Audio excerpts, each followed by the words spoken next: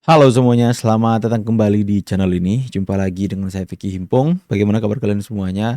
Semoga teman-teman semua selalu dalam keadaan yang sehat. Kita akan segera untuk membahas video-video yang hari ini beredar viral di sosial media, dan kita akan jadikan itu sebagai ruang diskusi publik kita. Silakan kalian bebas untuk memberikan komentar, saran, opini kalian di kolom komentar. Sama-sama hindari yang namanya disinformasi, fitnah, dan ujaran kebencian. Tanpa perlu banyak basa-basi, kita akan bahas video yang pertama, teman-teman. Dengan apa yang saya sampaikan. Ya, silakan. Dokter Tifah bantah pernyataan Firmanto terkait pernyataannya karena keilmuan yang diteliti sangat berbeda kalau dirinya kedokteran, kalau disuruh telematika katanya. Mulai. Dalam ilmu saya itu ada yang namanya confidence interval itu 95%.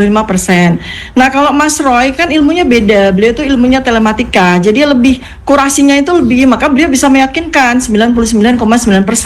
Kalau dalam ilmu kedokteran tuh nggak boleh, ada 5% probability yang harus kita sediakan untuk sebuah ruangan. Maka confidence interval itu di kedokteran tuh selalu 95% ya.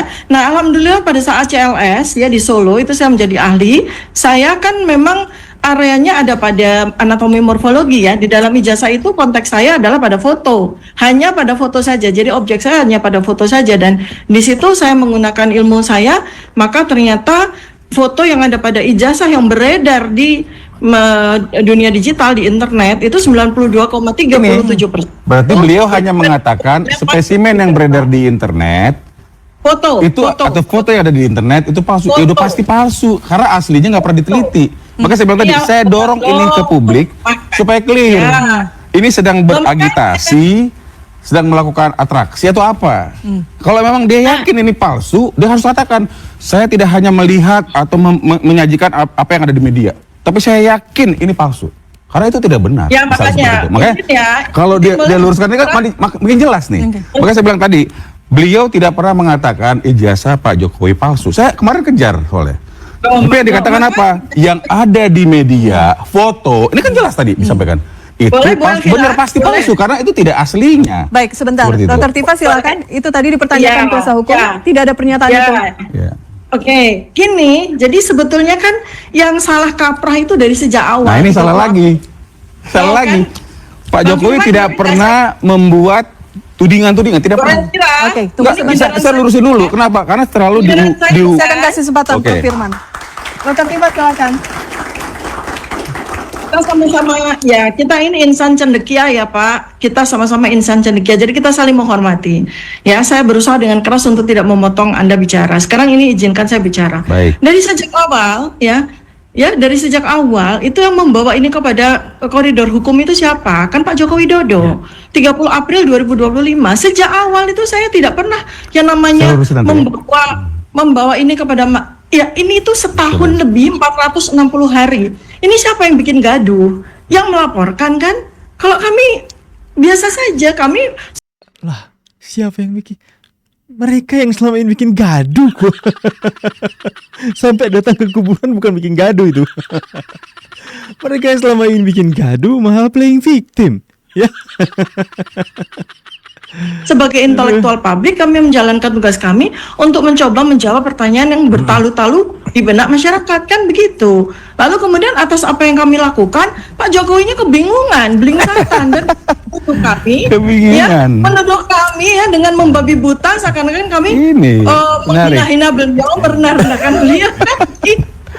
Jadi ini pencemaran nama baik itu atas apa, fitnah itu atas apa gitu loh. Karena objek yang kita bicarakan itu beda. Objek yang kita bicarakan itu beda gitu loh. Ya, kalau kita sebut dalam bahasa laboratorium itu preparat yang kita bicarakan itu beda. Maka ini adalah sidang yang sangat bagus untuk kita memperjelas dulu sampai hilir. Karena ini punya aja udah salah gitu loh. Oke, baik.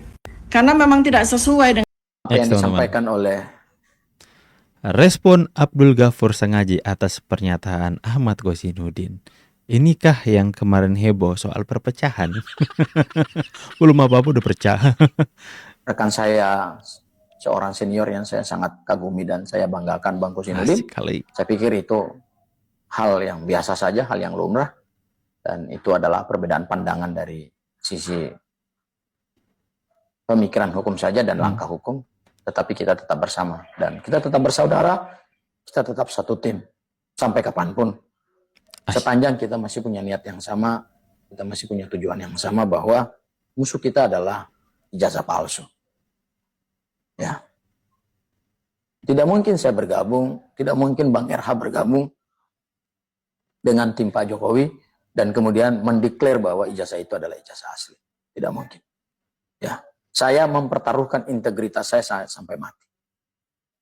Yang saya pertaruhkan adalah integritas saya dan integritas keilmuan saya. Nggak mungkin, Bang Kozi, saya nyebrang seperti Jamada Girsang dan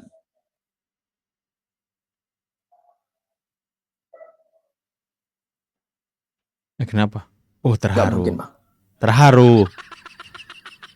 Saya nyebrang ke sana, tiba-tiba membawa Mas Roy.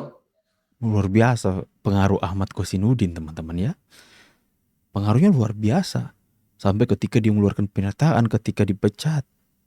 Atau dia siapa yang sih yang memecat? Nanti kita akan lihat sebentar ya. Itu buat sampai Bang Gafur menangis loh, teman-teman. Luar biasa pengaruh dari Bang Kosinudin ini, teman-teman ya. Untuk minta RJ. Untuk menghadap ke Pak Jokowi dan mengakui bersalah seperti yang dilakukan Risma. Sampai kapanpun saya tidak akan pernah mengambil pilihan itu. Bang Refli juga demikian. Bang Refli tidak mungkin dan tidak pernah akan membawa Mas Roy ke Solo menghadap Pak Jokowi dan mengemis untuk mendapatkan restoratif justice. Oh, ekspresif orangnya, teman-teman ya. Hanya memang Ekspresif ya. di Melankolis. situasi yang krusial ini Luar biasa. ada perbedaan pandangan Kengerian hukum aja, dari mastermind Bang. Abang Ahmad pengen cepat Kosinudin. buru-buru ke persidangan. Kami diberi dulu kesempatan untuk mengklirkan status penangkapan, penahanan, dan penggeledahan yang dilakukan terhadap Mas Roy. Dan Mas Roy menginginkan itu. Kok tidak ada pecat-memecat kok di tim internal kuasa hukum? Mas Roy tetap menampung semuanya kok. Hanya Mas Roy ingin Saya tuh kalau melihat Abang Abdul Ghafur Sangaji di televisi ketika berdebat ya, itu orangnya itu sangar, teman-teman ya. Sangar, to the point, tegas lugas dalam menyampaikan sesuatu. Tapi ketika ada pernyataan dari Ahmad Kosinudin yang mengaitkan namanya, tiba-tiba jadi lugu. Kok jadi kelihatan lugu sekali? Kelihatan jadi anak polos, Bang. Luar biasa, ini pengaruh Ahmad Kosinudin ini, teman-teman ya. integrasikan aja semuanya nanti pada saat persidangan di Pengadilan Negeri Jakarta Timur. Wih, Ya. dahsyat sih ini. Jadi jangan ada framing bahwa ada pengkhianat di dalam perjuangan ini seperti yang akan dilakukan oleh yang lain gitu loh. Kami tidak. Kami komit. Kami komit, Bang. Saya akan fight habis-habisan, Bang. Dan Bang Refli juga begitu komitmennya. Ya. Tunggu, mana sih pernyataan Ahmad Kosinudin? Kita lihat. Sebentar, aku coba cari dulu, teman-teman. Kita sama-sama lihat dulu. Coba. Begitu belakangan ada kasus kayak Ghafur ini, kemudian Refli mengedarkan info ke sejumlah media yang berwenang untuk atas nama Roy Suryo itu hanya dirinya. Nah, ini kan jahat. Baca dong Bang Refli Harun. Refli Harun, baca ini, kita ada kuasa nih. Dan kuasa ini Refli Harun berlaku baik di dalam maupun di luar persidangan. Pantesan. Masa kalian mencampakkan begitu saja dari kuasa hukum Roy Suryo sama sang pahlawan kita satu ini? Kenapa kalian mencampakkan begitu saja? Tentu saja Bang Ahmad Kosinudin marah dong, teman-teman ya. Jahat sekali.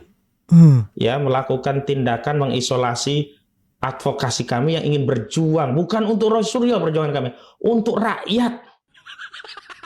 Dan kami tidak pernah mempersoalkan orang-orang yang ingin membantu. Makanya ada dari LBHP Muhammadiyah, ada dari Profesor Denny Indrayana, ada nanti tambah lagi, nggak apa-apa. Tapi kemudian ketika ada orang merasa paling berperan, sehingga yang lainnya seolah tidak berwenang, dia merasa paling hebat. Yuk kita lihat yuk, jas merah, jangan lupa sejarah. Jangan lupa Begitu sejarah. belakangan ada Ya. Kalian harus melihat perjuangan Ahmad Kosinudin dari awal. Jangan kalian nanti datang ke belakangan, Ahmad Kosinudin sudah berdarah-darah, kemudian kalian lengserkan begitu saja. Marahlah. Itu Ahmad Kosinudin mengatakan jahat sekali. Jahat sekali. Langsunglah ciut Bang Gafur. Memang karisma dari seorang AK ini luar biasa, teman-teman ya. Ya. Masa mereka yang sudah berjuang berdarah-darah bersama Roy Suryo untuk menyatakan ijazah Pak Jokowi palsu, Ahmad Kosinudin dari awal, sampai banyak dia dikritik oleh pendukung Pak Jokowi. Tapi ketika nama Roy Suryo semakin tinggi dengan begitu banyak teman-teman ya, skandal.